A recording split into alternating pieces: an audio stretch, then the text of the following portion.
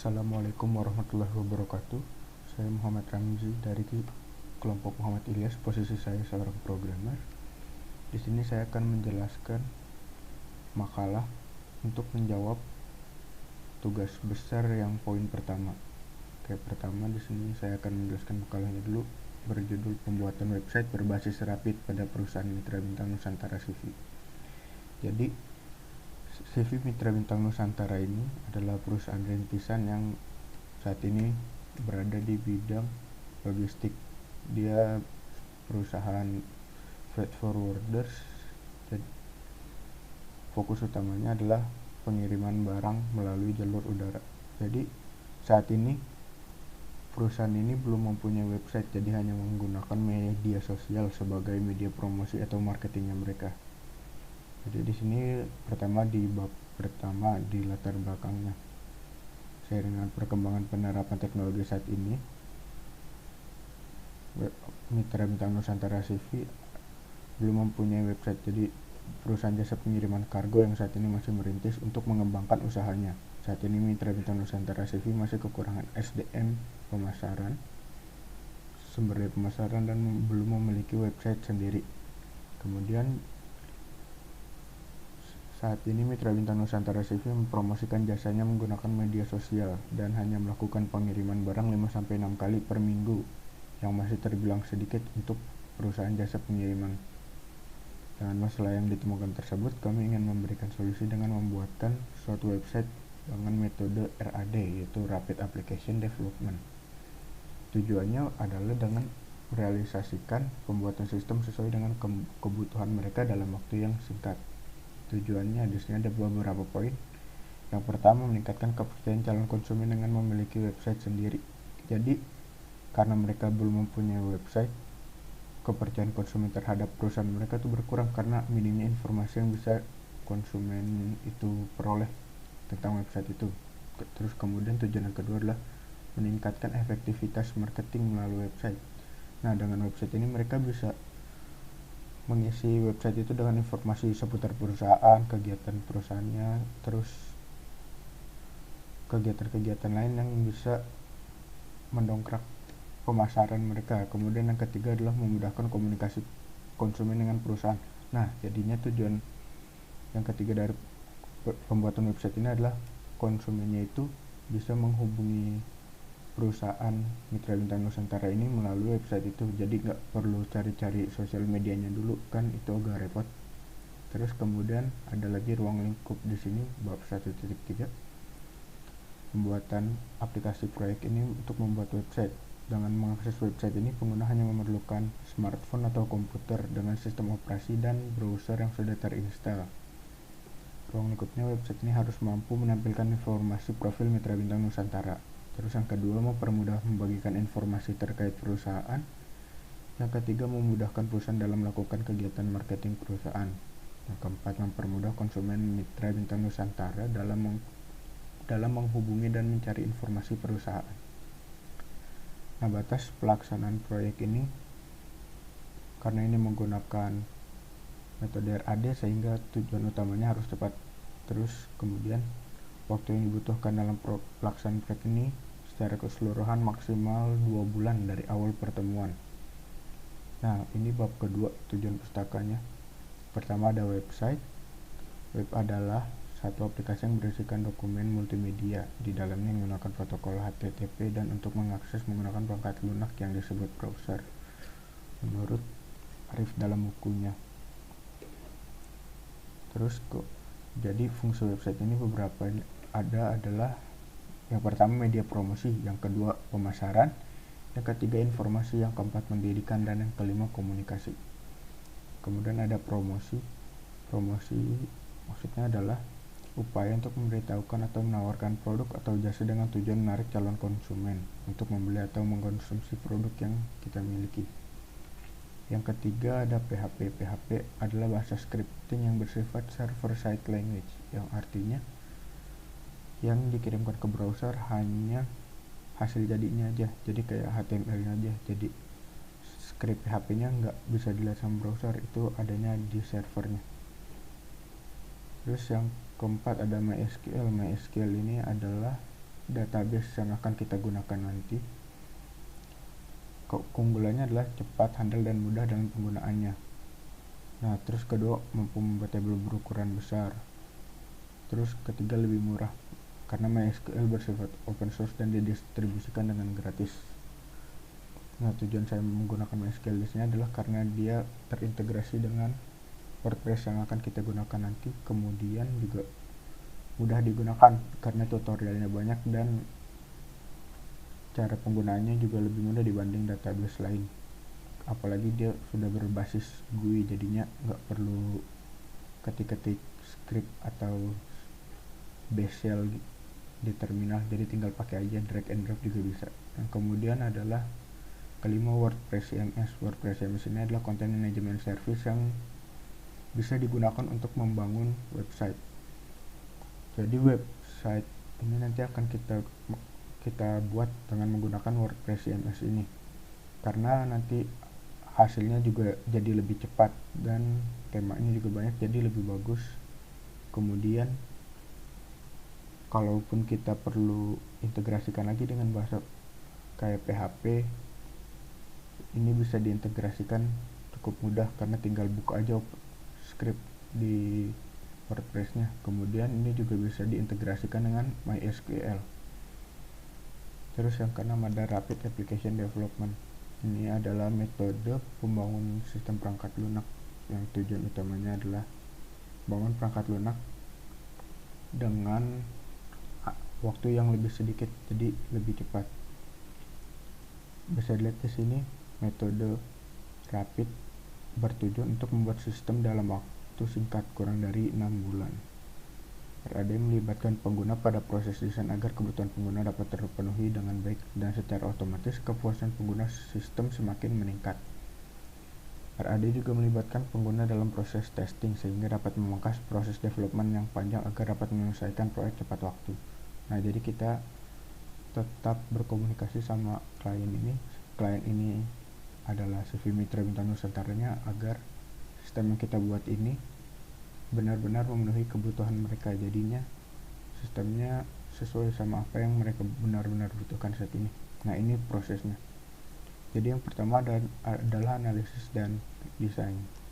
Yang kedua, prototype cycle, itu membangun, mendemonstrasikan, dan mendefinisikan lagi sistem yang dibuat. Terus kemudian ada tes, ini testing aplikasinya sebelum kita luncurkan dan diberikan kepada Mitra Bintang Nusantara. Yang keempat ada deploy, ini mendeploy aplikasinya, mengirimkan aplikasinya ke Mitra Bintang Nusantara agar bisa dipakai.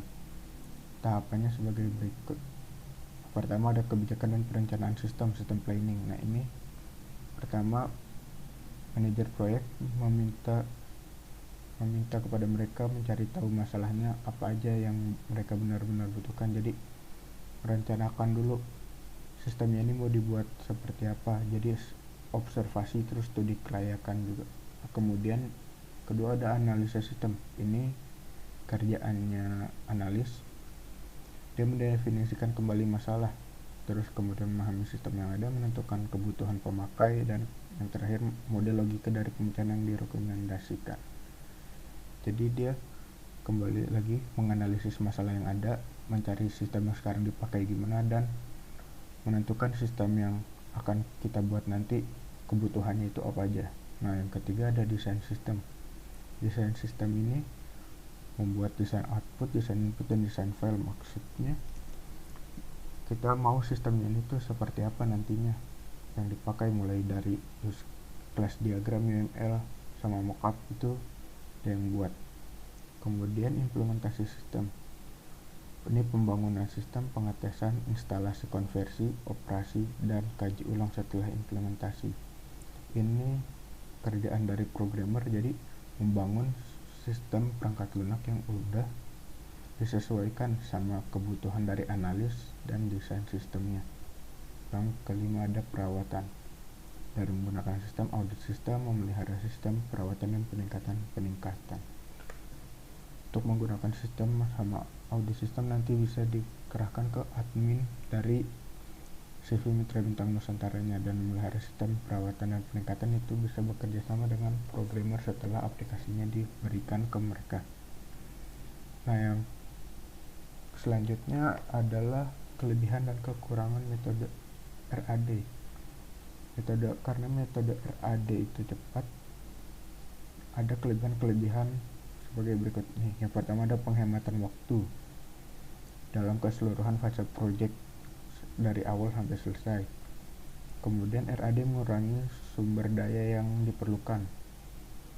Kemudian RAD sangat membantu pengembangan aplikasi yang berfokus pada waktu penyelesaian proyek. Perubahan desain sistem dapat lebih berpengaruh dengan cepat dibandingkan dengan pendekatan SDLC tradisional. Sudut pandang user disajikan dalam sistem akhir, baik melalui fungsi sistem atau interface penggunanya. RAD menciptakan rasa kepemilikan yang kuat di antara seluruh pemangku kebijakan proyek.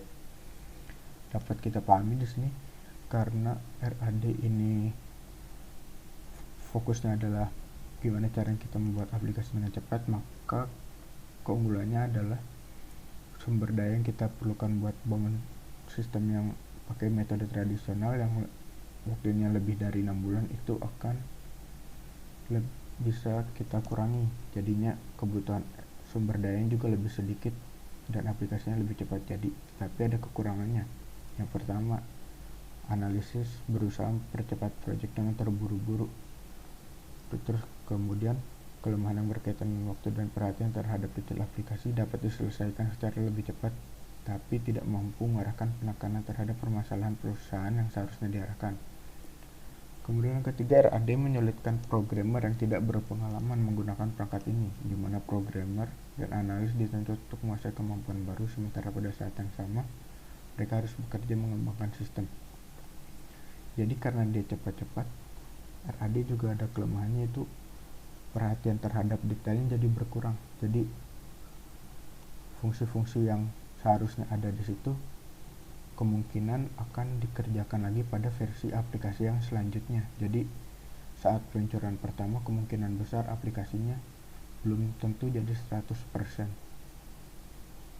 Nah, ini adalah sistem development lifecycle. Yang pertama dari requirement analysis. Ini analisis mencari kebutuhan perusahaan itu, terus mendesain sistemnya seperti apa, implementasi, mulai memprogram aplikasinya, melakukan testing dan evolusi. Ini harus selalu dilakukan. Yang ketiga, ini ada metodologi. Kemudian metodologi yang digunakan adalah yang pertama, rencana kebutuhan. Perusahaan dan analis serta manajer proyek di sini melakukan pertemuan meeting untuk menentukan tujuan dari sistem dan kebutuhan yang diperlukan itu apa aja. Nah, kemudian proses desain sistem di sini.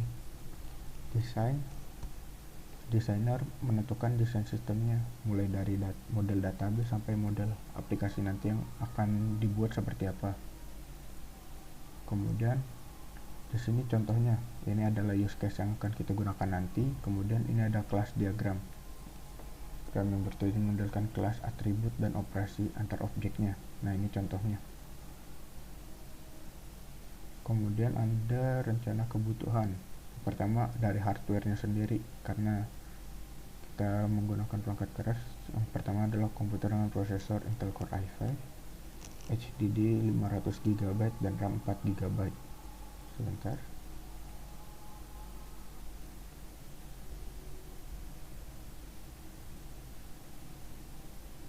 Kita lanjutkan. Yang kedua adalah kebutuhan software, perangkat lunak yang dipakai untuk mengembangkan aplikasi website. Ini adalah yang pertama sistem operasi Windows, dimulai dari Windows 7. Terus yang kedua ada text editor, bahasa pemrograman PHP, SAM, WordPress, CMS, dan MySQL. Kemudian pembagian tugas pengerjaan proyek.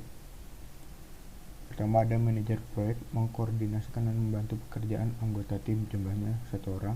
Kemudian ada sistem analis, menganalisis sistem yang sedang berjalan dan sistem yang dibutuhkan oleh perusahaan.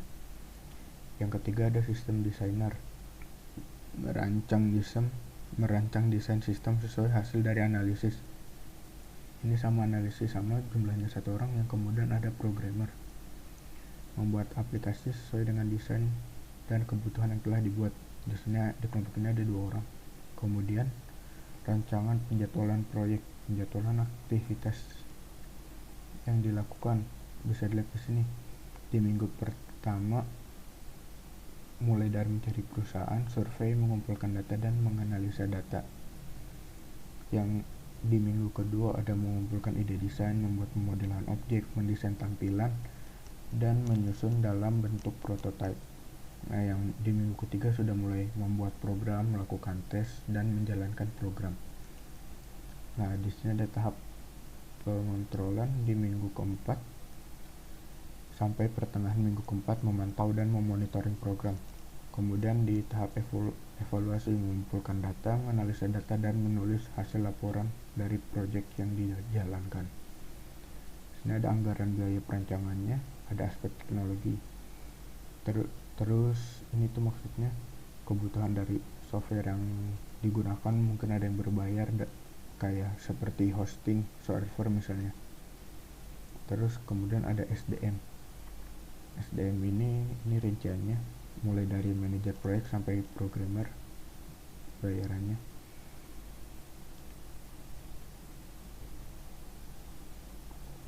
Kemudian ada bab 4, hasil dan pembahasan. Di sini ada hasil tampilan sistem.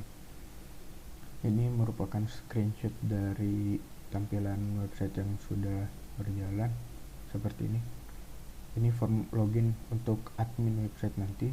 Terus kemudian di sini ada laman home di paling atas, ada about us yang berisi tentang informasi perusahaan mulai dari visi misi sampai perusahaan itu apa aja kegiatannya. Terus ini gambar 4 ada komitmen jasa yang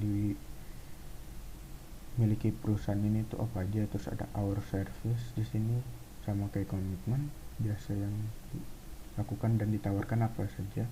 Di sini galeri bisa untuk memuat media seperti foto-foto tentang kegiatan perusahaan.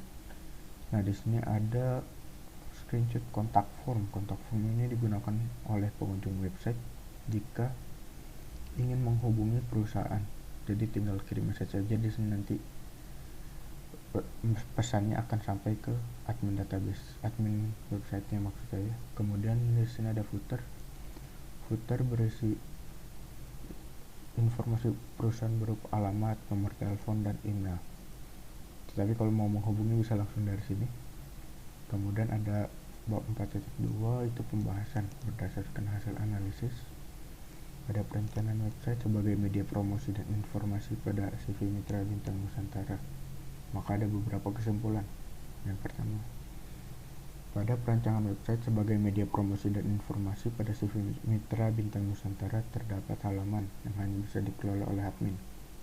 Di antaranya home, service, about us, galeri. Kemudian halaman website seperti form kontak dapat dikelola oleh pengunjung website. Maksudnya dikelola di sini adalah bisa dipakai.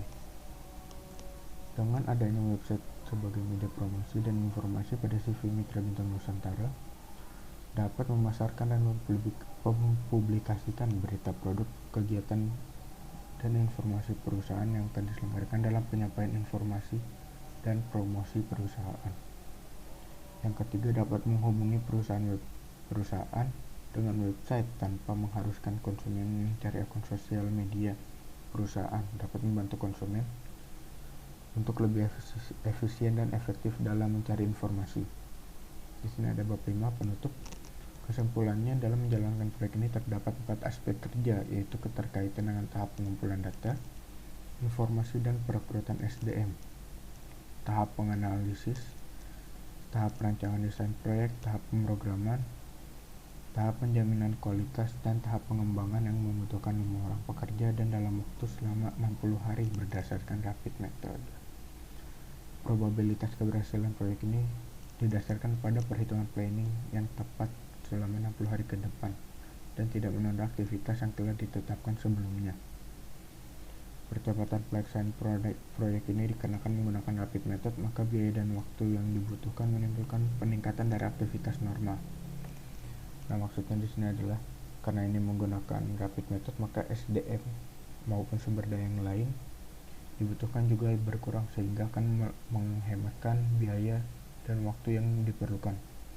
Kemudian selanjutnya saya akan menjelaskan poin yang kedua, yaitu tentang tools-tools yang digunakan dalam perancangan aplikasi yang digunakan.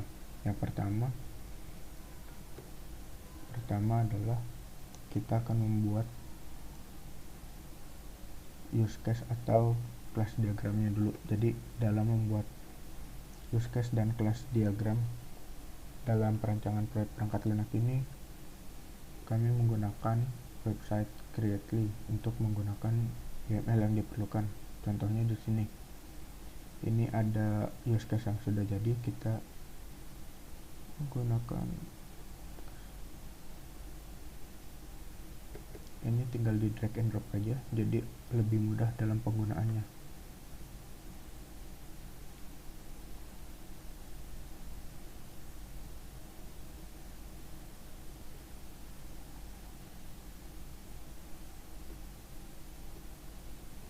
Di sini saya akan menjelaskan tentang tools yang digunakan untuk membuat use case dari program aplikasi yang berjalan. Mulai dari sini ada gambar aktor, ini adalah use case kelompok kami. Terus kemudian di sini bisa kita buat ini, misal admin login page, tinggal di klik 2 kali, kemudian ketik aja.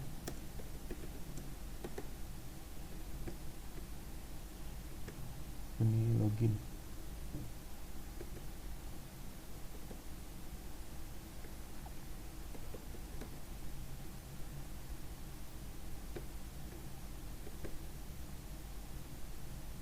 Ini maksudnya adalah halaman-halaman atau kegiatan yang bisa dilakukan oleh seorang aktor.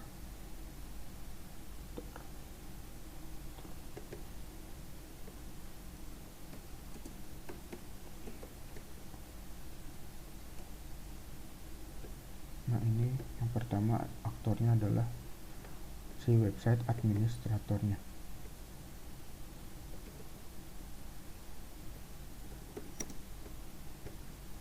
Kemudian aktor yang kedua adalah pengunjung website atau visitor.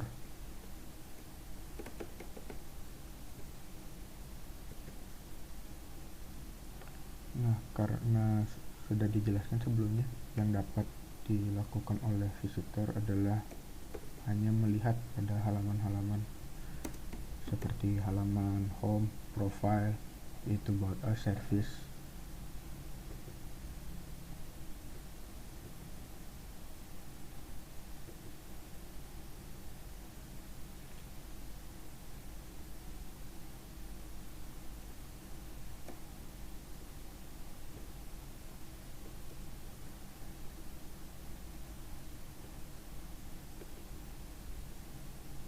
Di sini bisa dilihat lagi,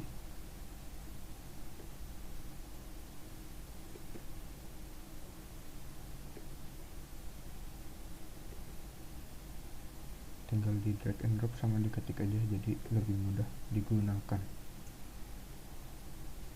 Ini view profile, terus kemudian ada view service, kemudian ada view kontak.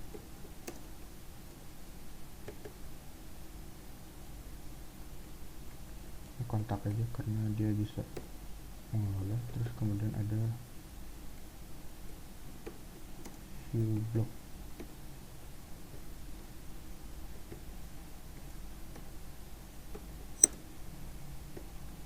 Nah, untuk alurnya tinggal dibuat garis saja, jadi seperti ini, tarik.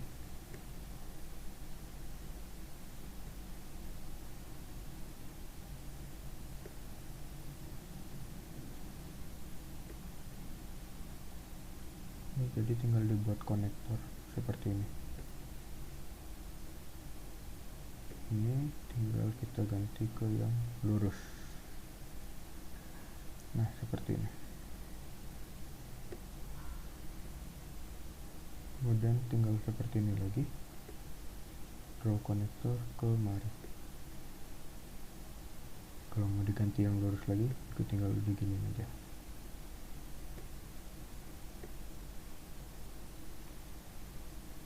Kemudian ada lagi kemari. Nah, ini juga sama, tinggal dibuat konektornya dan ganti garisnya jadi yang lurus.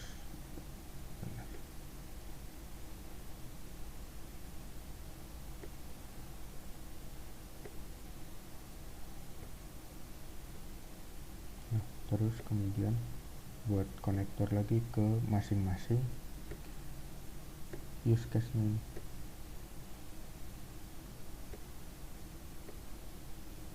Kita buat konektor ke semuanya.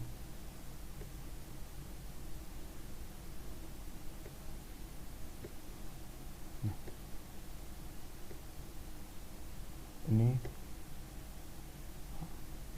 untuk demonstrasi kurang rapi, tapi jadinya nanti akan seperti ini.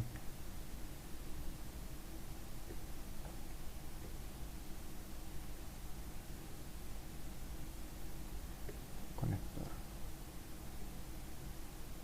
Nah, ini nanti akan seperti ini. Kemudian yang kedua adalah kita membuat kelas diagram. Nah, ini kelas diagram dari website yang sudah jadi cara penggunanya kita buat kelas yang baru, tinggal drag and drop juga, jadinya mudah digunakan. Ini misalnya kita buat login admin. Nah, ini atributnya.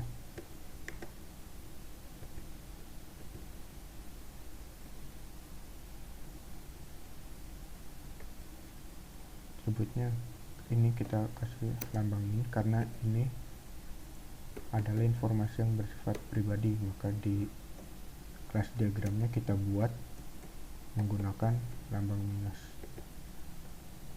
Kemudian di sini ada membuat, ini plus karena bersifat publik yang hasil dibuatnya, edit,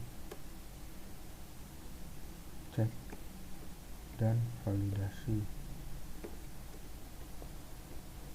Ini tinggal kita bikin kelas baru lagi, misalnya di sini adalah menu adminnya.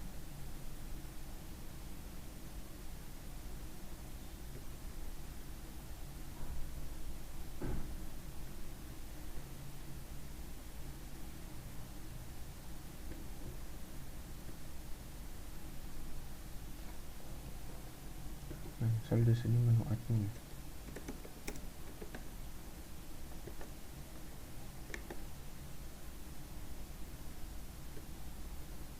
Ini dashboard admin karena dia bersifat protected, artinya hanya admin yang bisa melihat.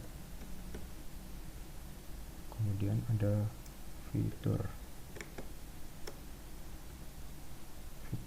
di sini protected juga, fitur dari menu adminnya. Kemudian info pengunjung,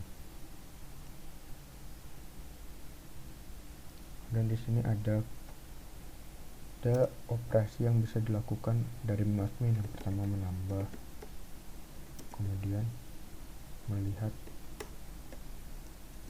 mengubah, menghapus, dan memeriksa. Nah, ini sudah jadi, tinggal kita tambahkan konektor di sini. Konektor ke mari. Nah, hasilnya seperti ini.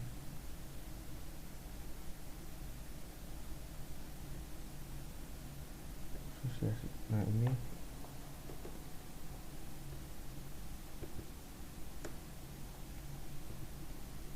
adalah kelas diagram, contoh kelas diagram dari menu admin. Nanti yang jadi adalah yang seperti ini. Kemudian tools selanjutnya yang digunakan dalam mengembangkan project ini adalah untuk membuat mockup kami menggunakan Balsamiq. Ini ada contoh mockup yang sudah jadi. Jadi cara menggunakannya adalah ini, media. Pertama kita pilih media, terus kita pakai ini menu icon,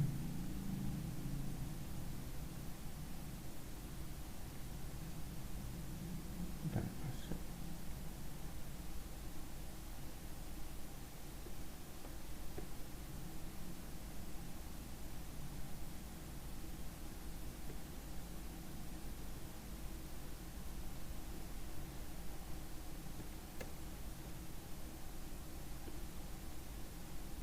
Misalnya di sini menggunakan browser window.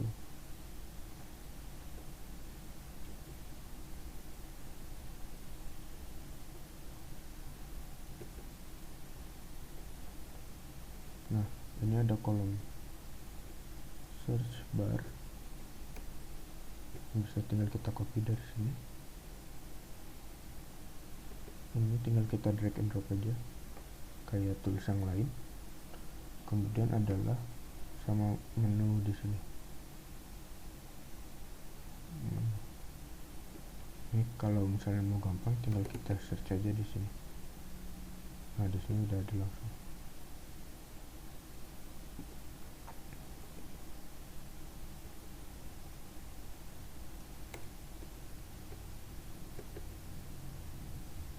Nah, ini bisa kita taruh di sini.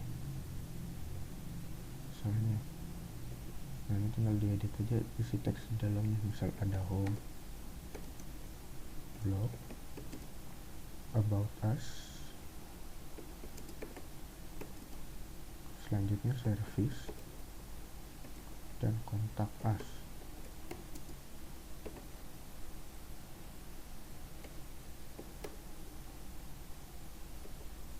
Nah, tinggal di drag and drop. Yang kemudian di sini ada, tinggal kita taruh gambar.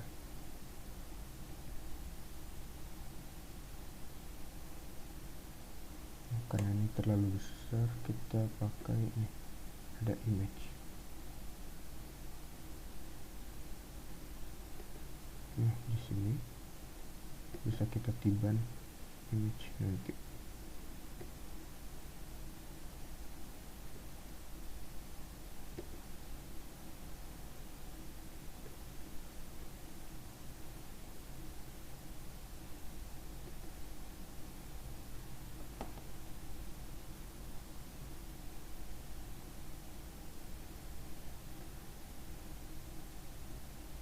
Kita cari gambar yang mau dipakai.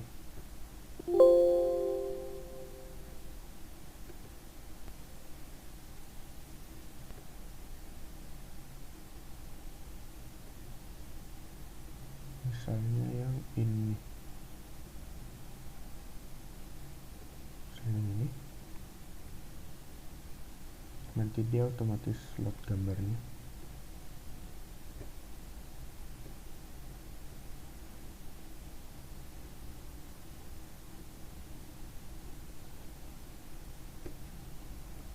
Tinggal kita ambil dari sini.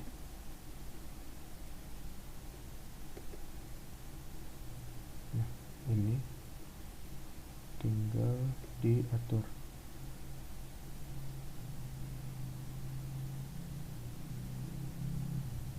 Nah, kemudian untuk tampilan teks bisa kita ambil dari menu teks. Kemudian di sini ada text input. Yang bisa di sini kita isi tulisan yang kita mau.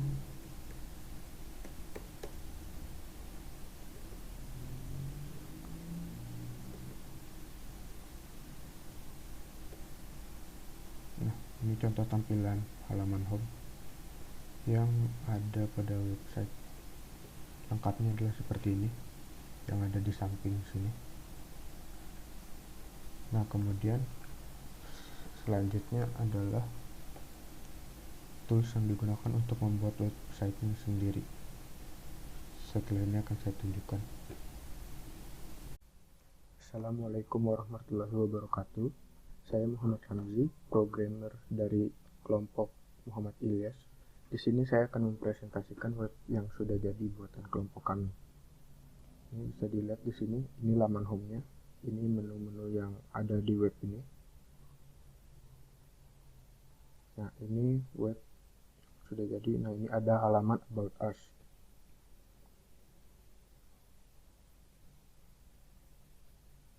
Nah, di About Us ini ada tentang profil informasi perusahaan dari si Mitra Bintang Nusantara ini. Jadi Mitra Bintang Nusantara ini kan perusahaan freight forwarders, jadi logistik yang ngirim barang pakai pesawat sebagai kendaraan utamanya. Di sini ada visi misinya. Ini ada rute penerbangan mereka. Nah, terus di sini ada lagi komitmen. Ini maksudnya komitmen ini servisnya mereka, ini mereka ngapain aja. Nah, ini ada servis-servis yang udah dijelasin juga sama tim analis kami.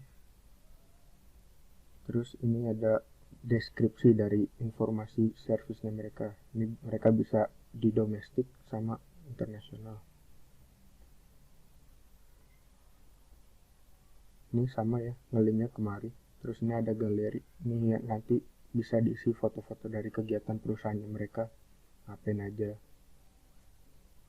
Terus ini kontak us, ada buat ngirim pesan. Ini misalnya tester.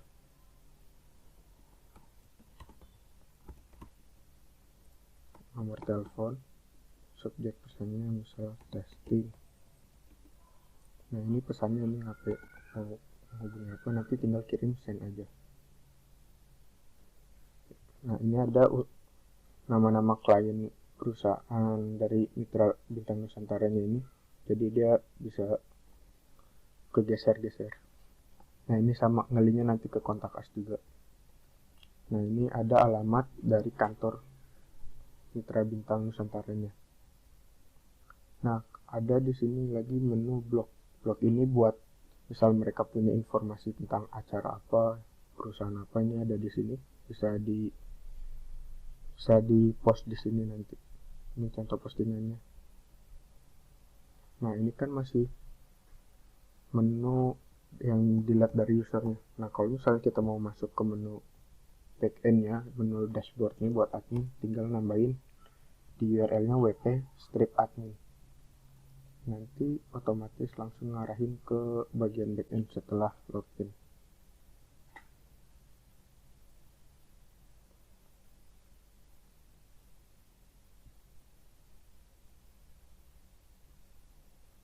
Ini loadingnya agak lama karena memang pakai hostingnya belum dibuat optimal buat WordPress.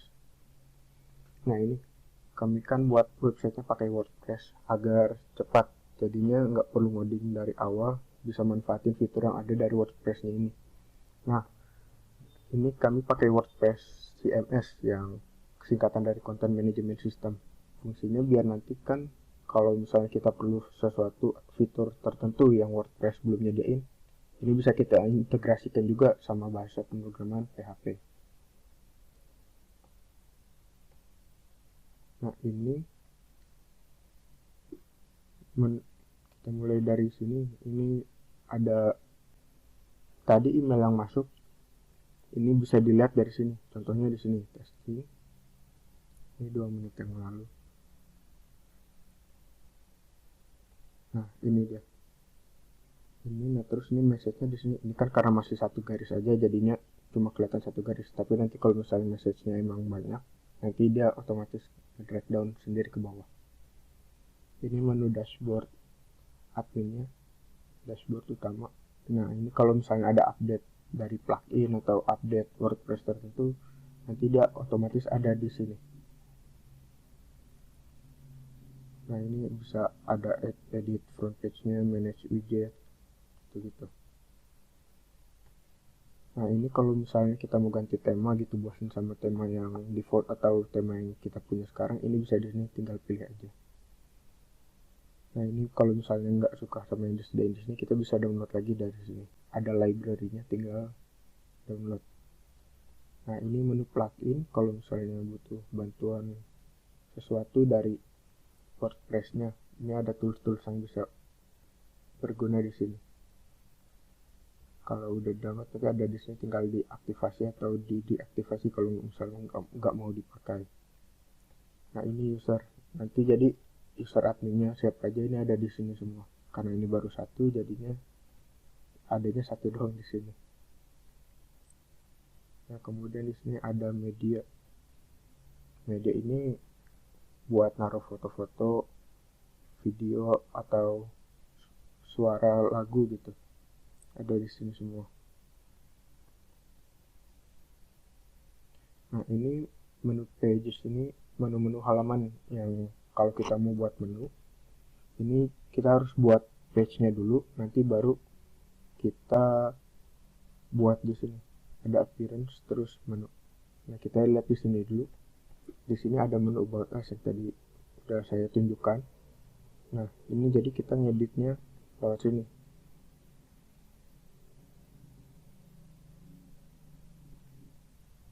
Nah ini kita ngetik di sini. Jadinya kalau bagi admin perusahaan Mitra Bintang Nusantaranya yang nggak ngerti coding kan di sini juga lebih enak jadinya pakainya. Nah di sini tadi sesuai yang udah saya sebut, di sini ada fitur menu. Menu ini buat kita buat menunya.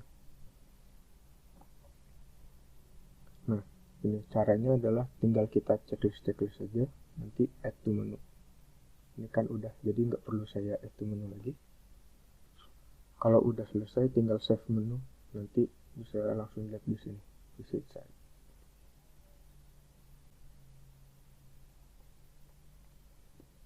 Nah ini visit site-nya. Nanti menunya bisa tampil di sini karena temanya menentukan menunya dari sini. Terus kalau kita mau customize user interface-nya, ini tinggal klik customize saja.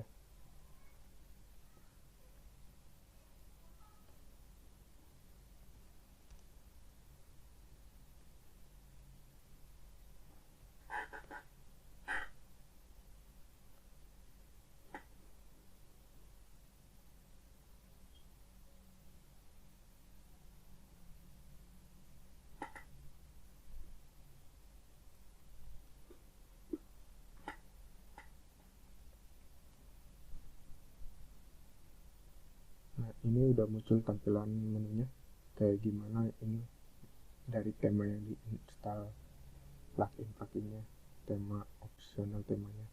Nah kalau kita mau edit halamannya tinggal klik logo pensil yang ada di pojok di sini. Ini nanti udah ada sini, jadi tinggal kalau mau ganti gambarnya, pilih gambarnya bisa di sini. Nah ini kalau misalnya gambarnya belum ada di library-nya, kita bisa upload file lewat sini. Ini nanti tinggal pilih aja, atau bisa drag and drop. Ini ada deskripsinya yang mau tulisan ada di halamannya apa aja. Nah terus selanjutnya adalah menu ini, tinggal diklik lagi sama. Nah ini kan ada ini, tulisan ini dibuatnya dari sini biar adminnya juga gampang nanti kalau misalnya mau pakai dan belum ngerti tentang gimana pemrograman website. Nah terus kalau mau buat tombol, ini tinggal di sini aja diisi, nanti posisinya, tulisan di tombolnya, sama buat link ini nanti kemana, karena ini about us, ini kita arahin ke about. Nah begitu seterusnya. Nah cara mau lihat database itu pertama kita ke menu control panelnya dulu, host.com. Ini server hostingnya.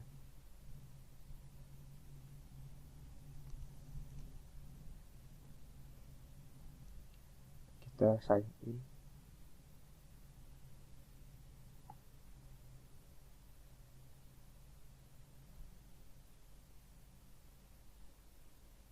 Nah ini kita tinggal login aja. Sini nanti otomatis masuk ke control panel.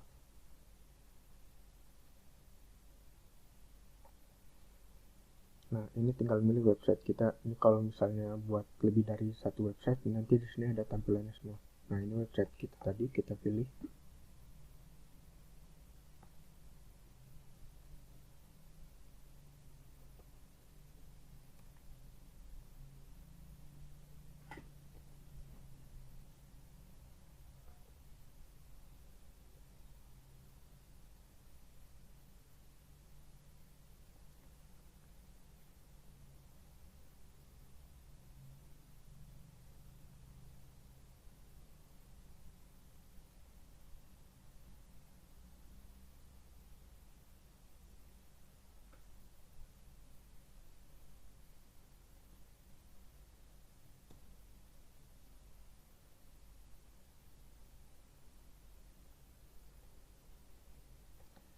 Ya, kita klik lagi.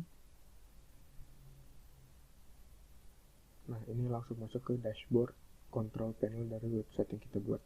Ini ada statistik dari pengguna websitenya. Jadi ada kuota-kuotanya semua ada di sini.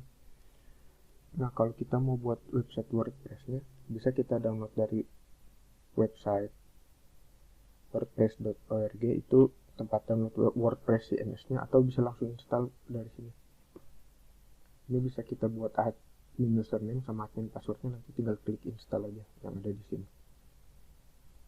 Nah, untuk database ini kita pilih di sini. Nah, ini kita bisa langsung masuk ke PHP MyAdmin sini, jadi dia pakai MySQL. Saya milih ini. Kenapa pakai MySQL? Karena MySQL menurut saya terhitung lebih mudah dipakai, terutama buat pemula. Dan tutorialnya juga banyak. Jadi kalau nanti karyawan CV Mitra Bintang Nusantaranya itu perlu setting-setting database, buat table dan sebagainya, itu bisa lebih mudah lewat ini. Nah, ini tuh udah ada semua di sini. Mulai dari schedule, terus postingnya, opsi, terus ada usersnya juga di sini. Ini contohnya. Nah, ini otomatis passwordnya jadi udah dienkripsi. Jadi si karyawan Mitra Nusantaranya ini nggak perlu bikin algoritma buat enkripsi passwordnya lagi. Nah, ini kalau mau ke websitenya tinggal klik view set aja, nanti otomatis langsung ke arah sini. Nah, ini bisa website setting, dilihat di sini. Nah, ini bisa ganti nama websitenya di sini, atau bisa ganti passwordnya. Nah, nanti di sini bisa kelihatan nih PHP versinya yang dipakai versi berapa. Nah, ini ada tools-tools juga yang permudah. Ada dari file manager, nanti kalau mau upload files tinggal upload aja di sini.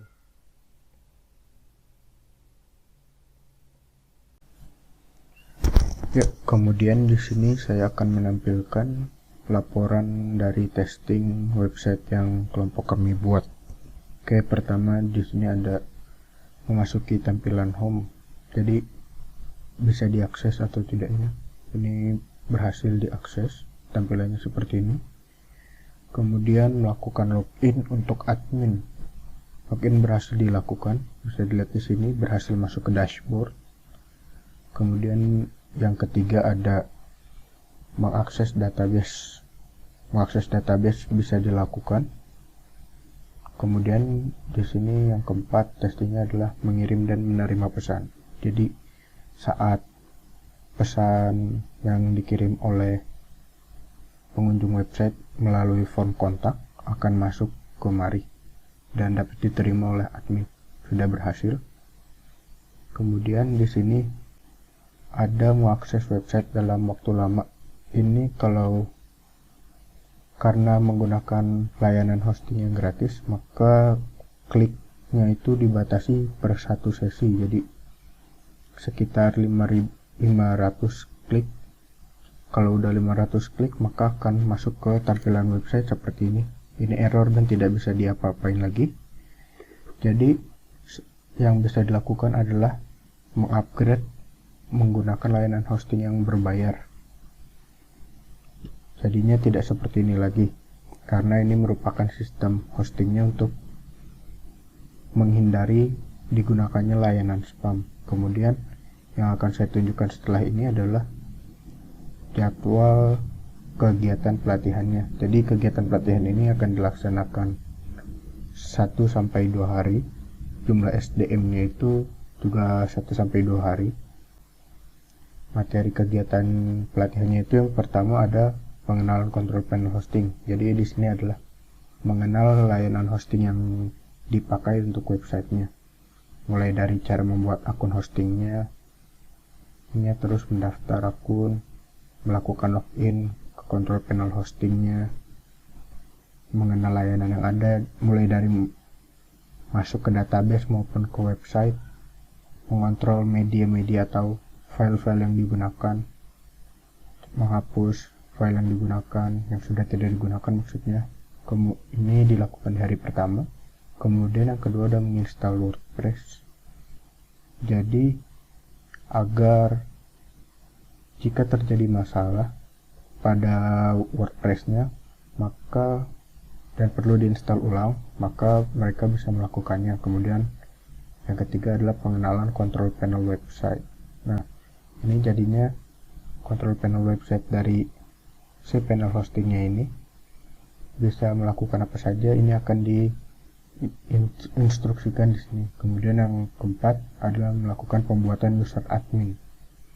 Ini melakukan pembuatan akun adminnya. Jadi yang bisa dilakukan itu mulai dari mendaftarkan email, membuat password dan sebagainya. Kemudian melakukan loginnya seperti apa. Kemudian yang keenam ada pengenalan dashboard admin. Jadi administrator websitenya ini dari dashboardnya itu bisa melakukan apa saja, ini nanti diajarkan di sini. Kemudian yang ketujuh melakukan konfigurasi website. Nah, ini berkaitan sama yang nomor 6. Jadi websitenya harus dikonfigurasikan seperti apa. Kemudian yang ke-8 melakukan backup dan restore website.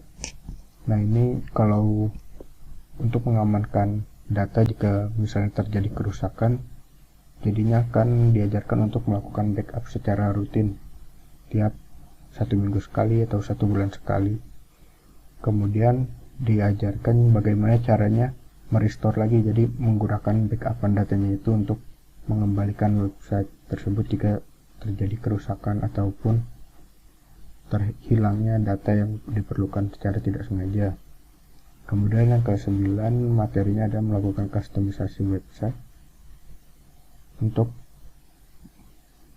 mengenalkan bagaimana caranya mengubah atau memperbaiki tampilan websitenya sesuai yang dibutuhkan perusahaannya nanti. Kemudian yang ke-10 ada penggunaan website.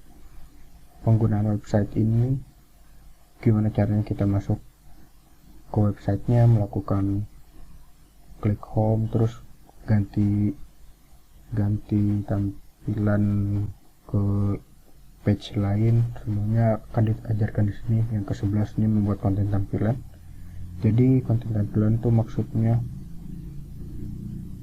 teks atau gambar yang ditampilkan di halaman websitenya akan dipelajari di sini. Kemudian membuat blog, karena website yang kami buat ada menu blognya, halaman blognya yang bisa digunakan untuk adminnya nanti jika ingin menyebarkan kegiatan-kegiatan yang dilakukan perusahaan atau informasi-informasi lainnya. Kemudian di sini ada berkomunikasi dengan konsumen, karena ada form kontak, jadinya diajarkan bagaimana caranya membalas atau menerima email atau pesan dari konsumen. Melihat pesan yang dikirimkan pengunjung websitenya akan diajarkan di sini. Kemudian yang ke-14 ada evaluasi. Di sini diajarkan bagaimana cara mempraktikkan semuanya. Jadi setiap ada penjelasan materi dari 1 sampai 13 di sini langsung praktik. Jadi saat mengenal control panel hosting itu sambilan mereka praktik, dan menginstal WordPress mereka juga praktik, mengenal control panel website mereka juga praktik, jadi semuanya. Kemudian di evaluasi ini maksudnya ada sesi tanya jawab, mungkin mereka punya pertanyaan yang tidak tercakup pada materi yang ada di sini, itu akan diajarkan di tahap ini. Ini juga melengkapi materi-materi yang diajarkan pada kegiatan pelatihan yang dilakukan.